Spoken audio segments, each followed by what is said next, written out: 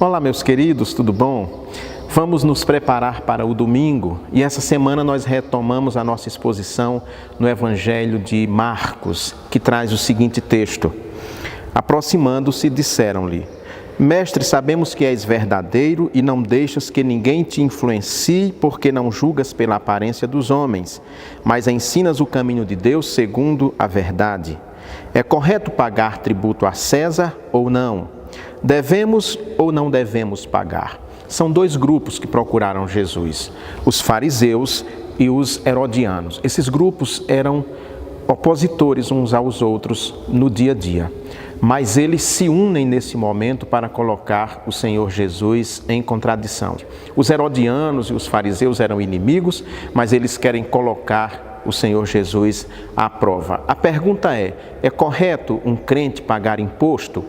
Ou seja, um crente tem que cumprir com as obrigações para com o Estado, por exemplo, servir o exército, pagar imposto de renda, recolher imposto de sua loja, o IPVA do carro, o IPTU de sua casa. Um crente está obrigado a pagar esses tributos.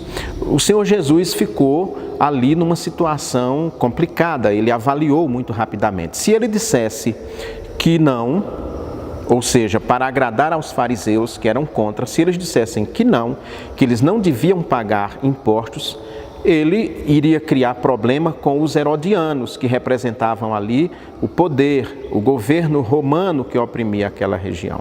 Se ele dissesse que era obrigado recolher os impostos para agradar aos herodianos, os fariseus iriam ficar muito furiosos com o Senhor Jesus Cristo e aquele seria mais um elemento que iriam usar contra ele, porque eles já estavam urdindo um plano para assassiná-lo. O Senhor Jesus então pega a moeda, pergunta de quem é a efígie que está naquela moeda. Eles dizem que é de César. Ele diz então a César o que é de César e a Deus o que é de Deus. É assim que encerra esse texto. Ele, então, faz uma separação entre os poderes civil e religioso. O Novo Testamento não contempla, por exemplo, em nenhum momento, a ideia de um governo teocrático, de um governo regido, digamos assim, pela Bíblia, mas sempre trabalha com a ideia de um governo civil e todos nós estamos submetidos a esse governo civil. Paulo faz isso em suas cartas de ponta a ponta, certamente não só com base na teologia judaica que ele conhecia tão bem, mas nas revelações que o próprio Senhor Jesus Cristo lhe fez. Essa é uma questão muito pertinente. Nós então estamos dentro de um Estado laico, um Estado que não tem uma confissão religiosa, temos nossas obrigações civis, nossas obrigações para com o Estado. Devemos pagar impostos, sim, para que esses impostos sejam revertidos em benefício para a população, através dos serviços básicos como saúde, educação e segurança. Eu citaria esses três que são os pilares de uma sociedade equilibrada. O Senhor Jesus Cristo, então, traz esse assunto aqui para a gente, ele é colocado à prova, faz uma análise muito rápida, mas muito surpreendente, e tem então aquela resposta que deixou aos dois grupos de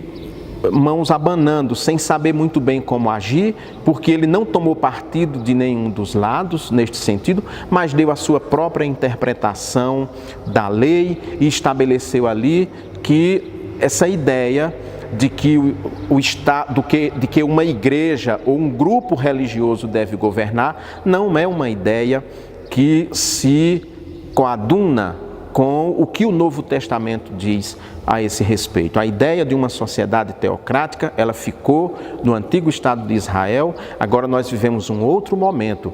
Então, nenhuma religião, nenhum grupo religioso deve se arvorar ao direito de governar um país e impor não só o seu corpus teológico, mas também a sua moralidade a toda a sociedade. Essa deve ser sempre uma atitude livre de todas as pessoas e não uma imposição de um Estado. Essas questões serão abordadas mais profundamente na nossa mensagem, mas já fica aqui esse texto para que você possa se preparar para o domingo esta semana. Se você gostou desse vídeo, por favor, curta, comente e compartilhe. Que Deus o abençoe, que o Senhor possa cobrir você de toda sorte de bênçãos. Até breve.